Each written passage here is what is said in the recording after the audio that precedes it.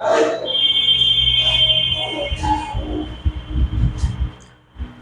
Hello बच्चों, कैसे हैं? उम्मीद करते हैं आप अच्छे होंगे और आपकी पढ़ाई अच्छे से चल रही होगी। मैं विनोद सर आपका ब्राइट फ्यूचर क्लासेस में एक बार फिर से स्वागत करता हूं। तो बच्चों, हमारा सांतत्य और अवकलनीयता समाप्त हो चुका है। तो आज की क्लास में हम एक नया चैप्टर स्टार्ट कर रहे हैं, अवकलज के अनुप्रयोग। तो हम जो भी अवकलन पढ़े हुए हैं उनका हम उपयोग कहाँ पे करेंगे, ये इस चैप्टर में हमको पढ़ना है। तो अवकलज के अनुप्रयोग में जितने भी एक्सरसाइज हैं वो बहुत ही इंपॉर्टेंट होने वाले हैं, क्योंकि इस चैप्टर से बहुत ही अच्छे क्वेश्चन पूछे जाते हैं, ज्यादा नंबर में पूछे जाते हैं। इसलिए आप लोग अवकलज के अनुप्रयोग को बहुत ही अच्छे से आप लोग पढ़िएगा, क्योंकि इस चैप्टर से आपके 8 नंबर तक के भी क्वेश्चन पूछे जाते हैं। तो चाहे आपका जो पहला आपको एक्सरसाइज पढ़ा रहे हैं वो होगा, चाहे आप आगे उच्चिष्ट निम्निष्ट पढ़ेंगे या वृद्धिमान ह्रासमान पढ़ेंगे, ये बहुत ही इंपॉर्टेंट क्वेश्चन होते हैं। तो अगर आपको ये क्लास अच्छी लगती है तो आप लोग ज्यादा से ज्यादा शेयर करिए, क्योंकि जितने बच्चों को फायदा हो सकता है उसमें आपका कोई नुकसान नहीं होने वाला है। तो अगर आपको वीडियो अच्छी लगती है तो आप लाइक जरूर करिए। अगर चैनल सब्सक्राइब नहीं किए हैं तो आप चैनल को सब्सक्राइब करके रखिए, नोटिफिकेशन ऑन करिए, जिससे जब भी हम कोई वीडियो अपलोड करें तो आपको सूचना मिल जाए। तो आइए हम क्लास को स्टार्ट करते हैं।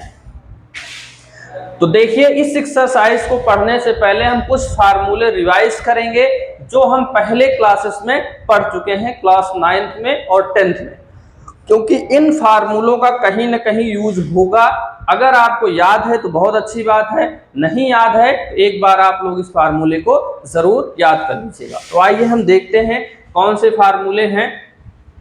तो बेलन का आधार का क्षेत्रफल क्या होता है, तो देख लेते हैं, पाई आर स्क्वायर।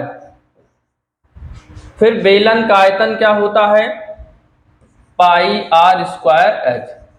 तो ये भी ध्यान देना होता है कि आप किससे किसको व्यक्त करते हैं। जैसे बेलन का आयतन है तो वैल्यूम होता है, तो इसको शॉर्टकट में बी से व्यक्त करते हैं। पृष्ठीय क्षेत्रफल है, कर्व सरफेस एरिया, उसको सी से। इसी तरह संपूर्ण पृष्ठ जो है वो टोटल सरफेस एरिया होता है, इसको एस से हम डिनोट करते हैं। तो ये संकेत भी इनका आप लोग को याद रखना है, क्योंकि इनका भी यूज होता है। तो बेलन का पृष्ठीय क्षेत्रफल, पृष्ठीय क्षेत्रफल का मतलब वक्र पृष्ठ होता है, ये होता है 2 पाई आर एच।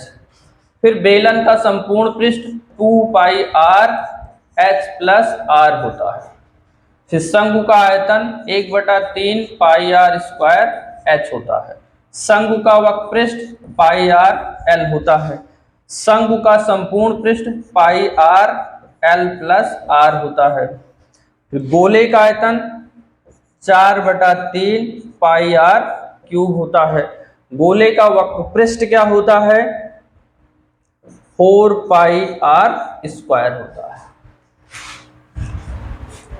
तो गोले का वक्र पृष्ठ तो 2 बार लिख दिए हैं, चाहे इसी को वक्र पृष्ठ बोलिए चाहे वक्र पृष्ठीय क्षेत्रफल बोलिए, बात वही होता है। ये 2 बार हो गया है।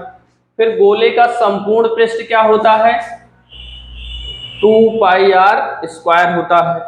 फिर अर्धगोला, गोला का आयतन 4/3, तो अर्धगोले का 2/3 पाई आर क्यूब होता है। अर्धगोले का वक्र पृष्ठ जो होता है वो होता है आपका,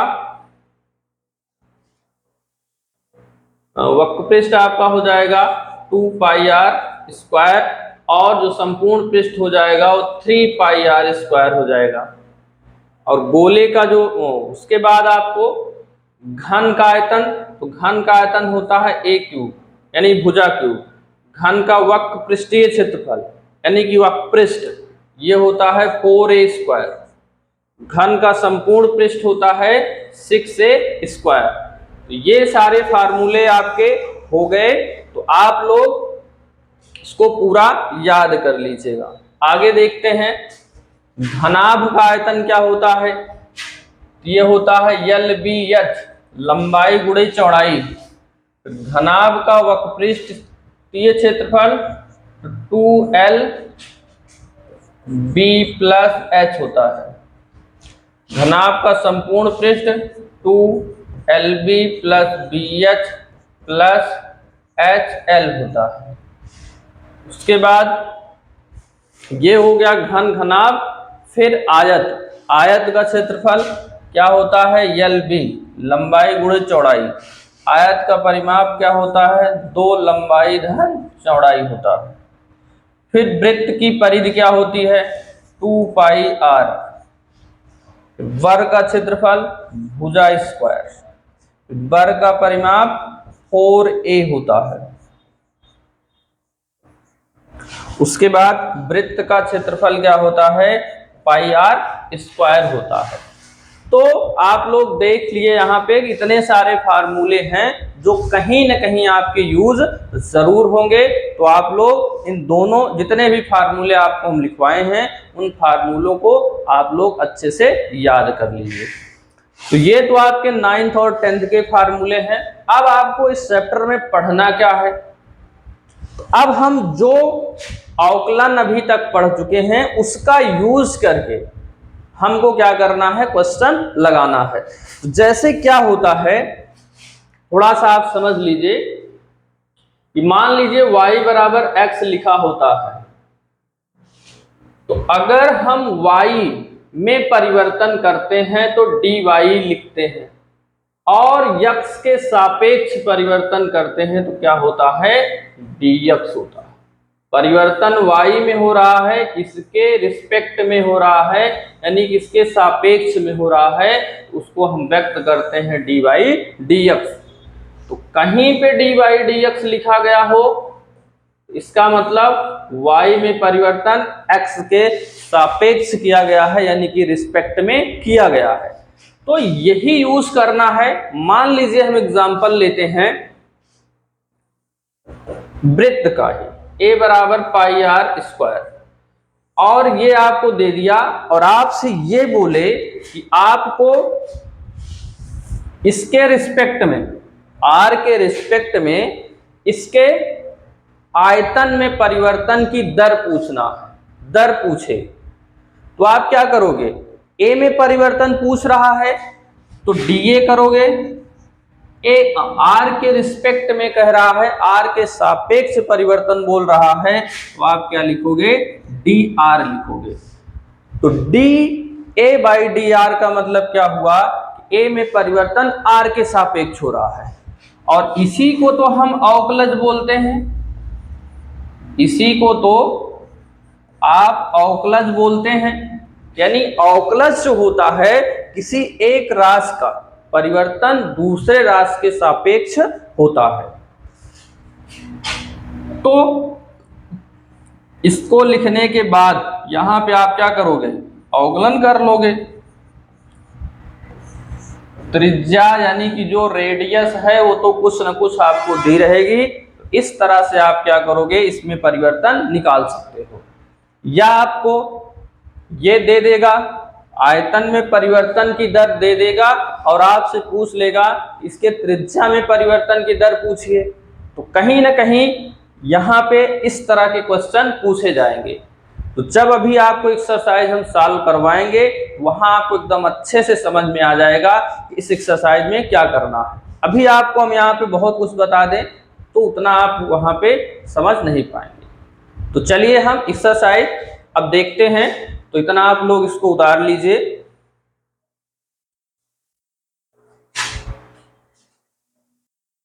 तो चलिए हम एक्सरसाइज अब स्टार्ट करते हैं। देखिए पहला क्वेश्चन,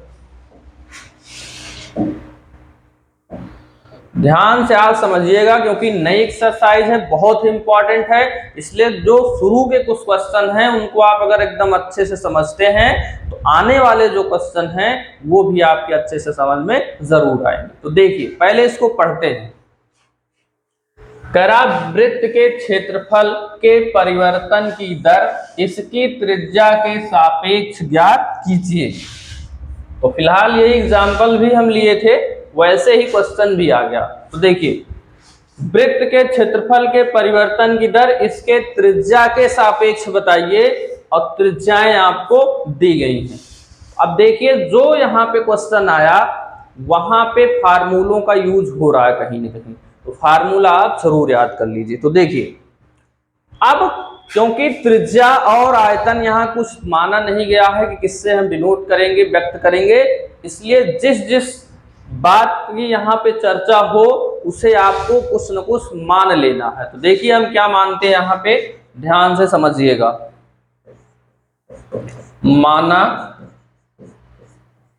माना वृत्त का क्षेत्रफल, तो आप जानते हो क्षेत्रफल को एरिया बोलते हैं, एरिया का ए आप ले लेते हैं दर्शाने के लिए।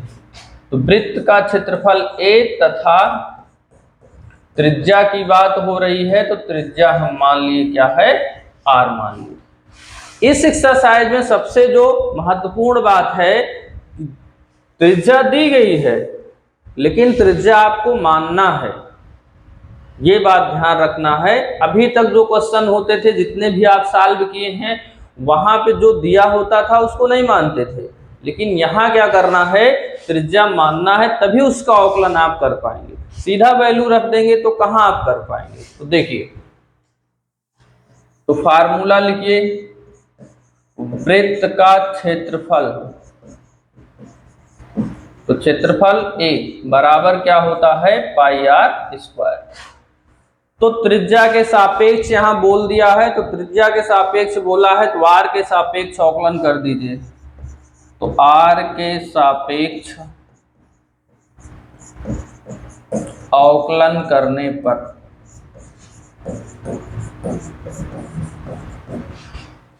ये क्या हो गया, डीए आर के सापेक्ष हो रहा है, तो D R is equal to pi constant है, आर स्क्वायर का अवकलन करेंगे तो 2r। यही बात आपको हम समझा रहे थे कि r की वैल्यू दी गई है, लेकिन r की वैल्यू यहाँ रखना नहीं है, आपको r के सापेक्ष अवकलन करना है, उसके बाद यहाँ आपको रखना है। ये 2r हो गया। अब दो इसमें अलग अलग क्वेश्चन हैं। अब यहाँ पे चलिए इसको थोड़ा लिख लेते हैं सरल करके। 2 पाई r हो गया। फर्स्ट, जब r बराबर कितना है, 3 सेंटीमीटर है। अब रखिए यहाँ पे r की वैल्यू, 2 पाई r की वैल्यू 3, तो 3 दूना कितना हो गया, 6 पाई हो गया। तो dA अपान जो dr हुआ वो कितना हुआ, 6 पाई। अब 6 पाई परिवर्तन कैसे हो रहा है ये देखना है आपको। तो त्रिज्या दिया गया, जो इकाई है वो आपकी ये देखो त्रिज्या दी गई है, तो यहां पे आप क्या लिखेंगे, वर्ग सेंटीमीटर प्रति सेंटीमीटर। इस तरह से यहां पे परिवर्तन हो रहा है, इतना। अब दूसरा आप देखिए, या इसको आंसर आपको लिखना है तो आप ऐसे भी लिख सकते हैं कि जब r बराबर 3 तब वृत्त के क्षेत्रफल में 6 पाई सेंटीमीटर स्क्वायर प्रति सेकंड की दर से परिवर्तन हो रहा है। तो इस तरह से आपको ऐसे आंसर लिख देना है। अब सेकंड देखिए, जब r बराबर कितना है, 4 सेंटीमीटर है। अब यहां पे आप क्या रखना है, r इज इक्वल टू 4 रखना है, तो dA अपान dr 2 पाई हो गया, और r की वैल्यू यहां पे क्या हो गई, 4 हो गई, तो 4 दूना 8 पाई हो रहा है। तो क्षेत्रफल में परिवर्तन जो हो रहा है, वर्ग सेंटीमीटर प्रति सेंटीमीटर। ये इसमें क्या हुआ, परिवर्तन की दर हो गई। तो आप लोग इसको नोट कर लीजिए। तो आप लोग इसको नोट कर चुके होंगे, तो जैसे इसमें हम लिखे हैं ऐसे आप इसमें भी नीचे लिख सकते हैं। तो अब एक बात आपको इसमें ध्यान से समझना, ये क्या है, तो यहाँ पे जैसे डी ए है तो ये क्षेत्रफल है, तो क्षेत्रफल का मात्रक जो होता है वो वर्ग सेंटीमीटर होता है। किसके अनुदिश परिवर्तन हो रहा है, त्रिज्या के अनुदिश हो रहा है, तो त्रिज्या का जो मात्रक होगा वो सेंटीमीटर होगा। इसलिए यहाँ पे इसका जो परिवर्तन की दर है वो वर्ग सेंटीमीटर प्रति सेकंड है। तो मात्रक लिखना आपको बहुत जरूरी है, नहीं यहाँ पर भी आपके मार्क कट सकते हैं। तो चलिए हम अगला क्वेश्चन अब देखते हैं। क्वेश्चन नंबर सेकंड होगा, तो ध्यान से समझिएगा, ये मोस्ट इंपॉर्टेंट क्वेश्चन है, ये भी आपका पेपर में पूछा जाता है। तो देखिए आपको हम जितना क्वेश्चन इंपॉर्टेंट बताएंगे, ज्यादा क्वेश्चन इंपॉर्टेंट आपको हम नहीं बताते हैं, क्योंकि इंपॉर्टेंट तो सारे क्वेश्चन होते हैं। तो ये नहीं है कि हम हर चैप्टर में आपको बता दें ये इंपॉर्टेंट है ये इंपॉर्टेंट है। आपको कॉन्सेप्ट अपना क्लियर करना है, कॉन्सेप्ट क्लियर हो जाएंगे तो आप उस तरह के बहुत सारे क्वेश्चन लगा सकते हैं। बाकी हम जो इम्पोर्टेंट आपको पूरे जितना आपको एक्सरसाइज हैं पूरा पढ़ाएंगे। अगर आपको हम 30 से 35 क्वेश्चन मान के चलिए इम्पोर्टेंट आपको हम बताएंगे, उनमें से आपको मान के चलिए कि इनके आने की संभावना बहुत ज़्यादा रहेगी, तभी आपको हम इम्पोर्टेंट बताएंगे। तो ये क्वेश्चन उसमें से एक है, तो आप इसको नोट करके रखिएगा। तो देखिए, करा एक घन का आयतन 8 घन सेंटीमीटर प्रति सेकंड की दर से बढ़ रहा है, पृष्ठ का क्षेत्रफल किस दर से बढ़ रहा है, जबकि इसके किनारे की लंबाई 12 सेंटीमीटर है। ध्यान से एकदम समझिएगा, बहुत ही अच्छा क्वेश्चन है, पूरा कॉन्सेप्ट इसका समझिएगा। तो सबसे पहले क्या करना होता है, जिस जिसकी बात इसमें हो रही है उनको दर्शाने के लिए कुछ मान लेना होता है। तो बात किसकी हो रही है, घन के आयतन की बात हो रही है, इसके पृष्ठ की बात हो रही है और उसके किनारे की बात हो रही है, यानी कि उसके कोर की बात हो रही है। तो मान लेते हैं, माना घन का आयतन भी वक्र पृष्ठ का मतलब पृष्ठीय क्षेत्रफल, वक्र पृष्ठ को हम किससे व्यक्त किए थे, सी, तथा कोर क्या मानते हैं हम, ए से व्यक्त करते हैं। बाकी आप एक्स भी मान सकते हो, जो इच्छा आप उसको मान सकते हो। तो इतना कुछ हम मान लिए। अब देखो क्या दिया है, घन का आयतन 8 घन सेंटीमीटर प्रति सेकंड। तो जब किसी के सापेक्ष आपको ना दिया हो तो हमेशा आपको टाइम के रिस्पेक्ट में उसमें परिवर्तन निकालना होता है या दिया गया होता है। तो यहां से भी आप देख सकते हो कि घन सेंटीमीटर प्रति सेकंड है, यानी कि जो आयतन में परिवर्तन है वो समय के सापेक्ष हो रहा है। ये बात आपको ध्यान रखना है। घन सेंटीमीटर क्या है, आयतन का मात्रक होता है। तो चलिए देखिए, यहां पे हम क्या करते हैं, जो दिया है उसको पहले लिख लेते हैं। घन के आयतन में परिवर्तन, तो घन के आयतन में परिवर्तन की दर आपको दी गई है। तो घन के आयतन को b माने हैं, तो इसमें परिवर्तन होगा तो dB समय के सापेक्ष हो रहा है, उसके रिस्पेक्ट में हो रहा है, तो नीचे आप लिखोगे dt। तो dB/dt आपको कितना दिया है, 8 घन सेंटीमीटर प्रति सेकंड दिया हुआ है। लंबाई दी गई है, यानी कि कोर को हम किससे व्यक्त किए थे, a से, ये दी गई है 12 सेंटीमीटर। तो चलिए, एक बात ये भी आपको ध्यान रखना, जो हमको दिया होता है उसी का फार्मूला आपको लगाना होता है। जैसे आयतन में परिवर्तन की दर दी गई है तो आयतन का फार्मूला आपको पहले यूज करना है। तो चलिए लगा देते हैं, घन का आयतन v बराबर क्या होता है, a क्यूब होता है। ध्यान से समझिएगा, इसके पहले वाले क्वेश्चन में क्या था, यहां जो चर यूज हुआ था उसी के रिस्पेक्ट में क्या किया गया था, अवकलन किया गया था। लेकिन यहाँ पे कुछ नहीं दिया है, और यहां से भी देख सकते हो कि समय के सापेक्ष इसमें क्या करना है, अवकलन करना है। तो लिखेंगे समय, समय यानी कि टी के सापेक्ष अवकलन करने पर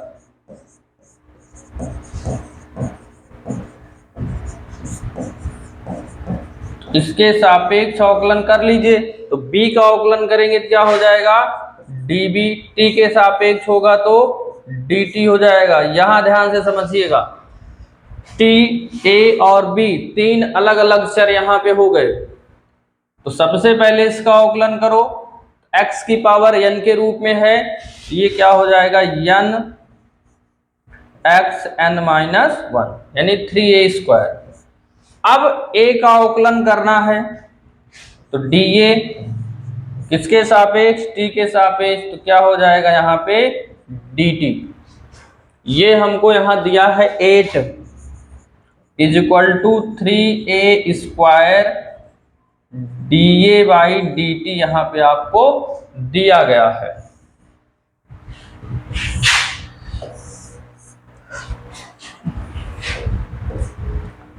तो चलिए यहाँ पे क्या करते हैं, हम dA/dt की वैल्यू यहाँ पे निकाल लेते हैं।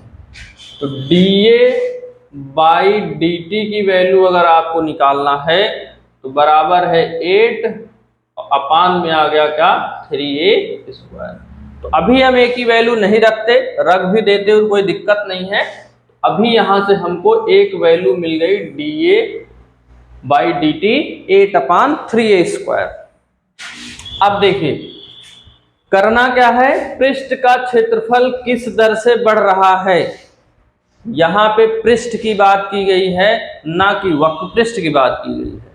तो सिर्फ पृष्ठ बोलेगा तो इसका मतलब होता है संपूर्ण पृष्ठ, ये बात ध्यान रखना है। तो यहां पे हम क्या करेंगे, चलिए यहां से लिखते हैं घन का पृष्ठ, पृष्ठ का मतलब संपूर्ण पृष्ठ, संपूर्ण पृष्ठ। अभी देखिए आपको फार्मूला हम लिखवाए हैं, क्या होता है 6a²। तो पृष्ठ को हम किससे व्यक्त किए थे, टोटल सरफेस एरिया यानी कि S से। S बराबर क्या है 6a²।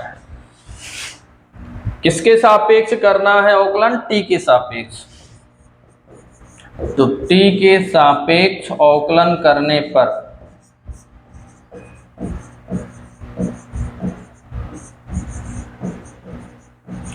t के सापेक्ष अवकलन करेंगे तो यस का करेंगे तो ds, t के सापेक्ष करेंगे तो dt। 6a² का करेंगे तो x की पावर n का फार्मूला लगाएंगे तो क्या हो जाएगा 2a। a का अवकलन करेंगे तो dA, t के सापेक्ष करेंगे तो क्या हो जाएगा dt हो जाएगा। चलिए मल्टीप्लाई कर लेते हैं, 6 दूना 12a और ये आ गया dA/dt। तो ds/dt आपको निकालना है। ds/dt का मतलब क्या हुआ, उसके पृष्ठ में परिवर्तन की दर निकालना है। तो देखिए यहाँ पे dA/dt आया और dA/dt की वैल्यू हम 8/3a² निकाल चुके हैं। तो अब यहाँ पे वैल्यू आपको क्या करना है, रख देना है। तो इतना आप लोग नोट कर लीजिए।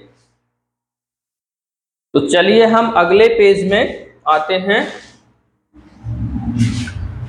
dA/dt इज इक्वल टू यहाँ पे क्या है देख लेते हैं, 12a dA/dt। अब इसकी वैल्यू रखना है, तो dA/dt is equal to 12a और dA/dt की वैल्यू हम 8/3a² निकाले हैं, देख लीजिए रख देते हैं 8/3a²।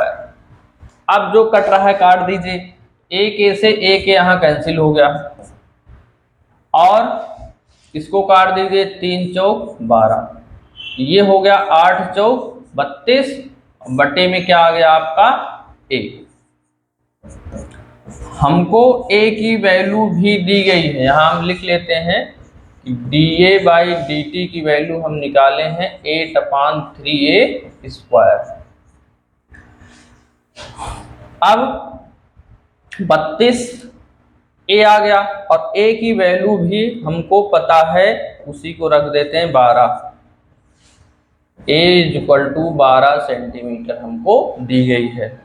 इसको काट दीजिए, 4 8 32, 4 तिहाई 12, 8 बटा क्या आ गया 3 आ गया। क्या dA/dt जो आपका आया 8/3 आया।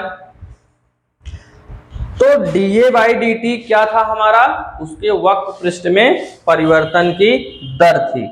अब आंसर कैसे लिखेंगे, मात्रक सहित आपको आंसर लिखना है। तो देखिए कैसे लिखेंगे, घन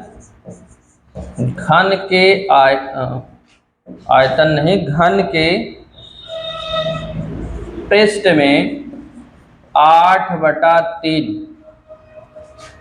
ए क्या था, कोर थी आपकी, एक कोर थी और उसका क्या निकाले हो आप, पृष्ठ में परिवर्तन हो रहा है।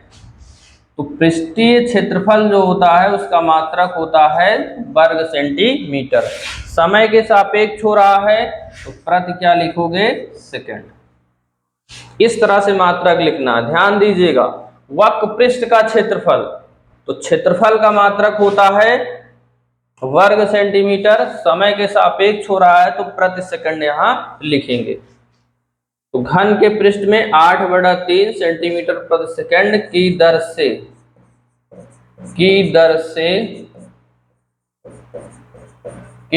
से परिवर्तन होगा। ये आपका क्या आ गया, आंसर आ गया। तो यहां भी आप ऐसे लिख सकते हैं, कोई दिक्कत नहीं।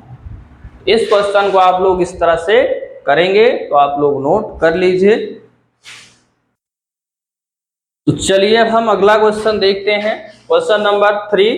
क्वेश्चन, ऐसे क्वेश्चन जब भी आए आप उसको ध्यान से पहले पढ़िए और देखिए क्या दिया है उसको लिखिए, फिर आप वहां पे जो जो यूज हुआ है उसको आपको मानना है। देखिए, एक वृत्त की त्रिज्या समान रूप से 3 सेंटीमीटर प्रति सेकंड की दर से बढ़ रही है।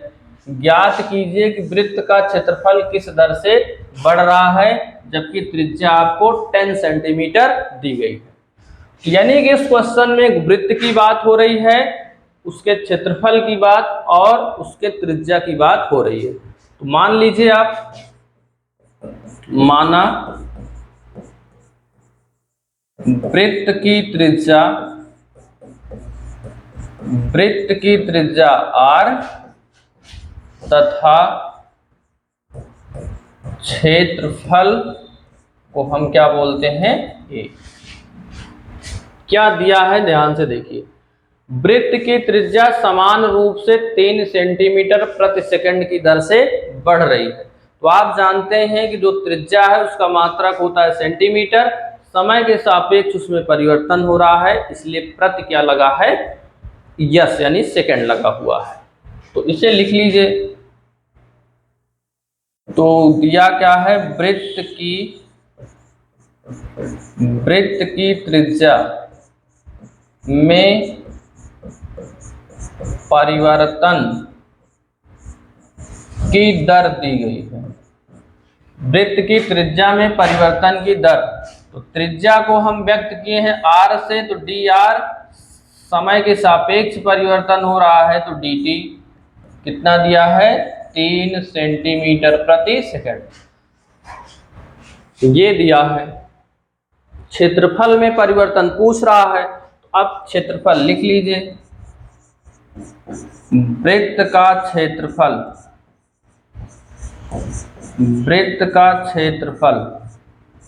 a क्या हो जाएगा, πr²। तो इसमें परिवर्तन निकालना है किसके, टाइम के रिस्पेक्ट में, तो t के सापेक्ष यानी कि समय, चलिए समय ही लिख देते हैं, समय t के सापेक्ष अवकलन करने पर, तो समय के सापेक्ष अवकलन कर देंगे, a का हो जाएगा तो dA, t के सापेक्ष dt, r पाई कांस्टेंट है, r स्क्वायर का करेंगे तो क्या हो जाएगा 2r हो जाएगा। अब यहां पे क्योंकि t के सापेक्ष कर रहे हैं तो r का अवकलन अगर करेंगे तो dr, t के सापेक्ष हो रहा है तो क्या हो जाएगा dt हो जाएगा। तो ये आ गया dA by dt is equal to 2 pi r dr by dt। तो इतना कुछ यहाँ पे हो गया। चलिए यहाँ इतनी जगह बची हुई है तो यहाँ पे हम लिख देते हैं। अब dr बाई dt की वैल्यू 3 सेंटीमीटर प्रति सेकंड दी गई है और r की वैल्यू भी आपको कितना दी गई 3। ये सारी वैल्यूज आप इसमें रख दीजिए। तो dA by dt is equal to 2 pi r की वैल्यू कितना है 10 सेंटीमीटर। तो यहाँ पे हम लिख लेते हैं, लिखे नहीं थे, r बराबर 10 सेंटीमीटर दी गई है तो यहाँ रख दिए 10 और dr बाई dt दी गई है 3 तो यहाँ 3 रख दिए। 10 दूना 20 तिहाई 60 क्या आ गया पाई आ गया। किसमें परिवर्तन हो रहा है क्षेत्रफल में, तो क्षेत्रफल का मात्रक क्या बन जाएगा वर्ग सेंटीमीटर, समय के सापेक्ष हो रहा है तो dt।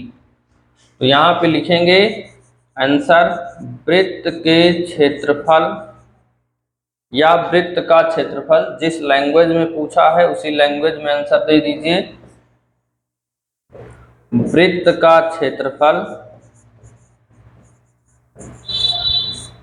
60 पाई वर्ग सेंटीमीटर प्रति, dt नहीं भाई यहाँ पे t रहेगा, सेकंड रहेगा।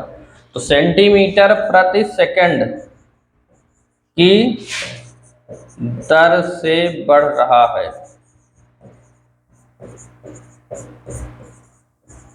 तो इस तरह से आपको क्वेश्चन को सॉल्व करना है। तो आप लोग इस क्वेश्चन को नोट कर लीजिए।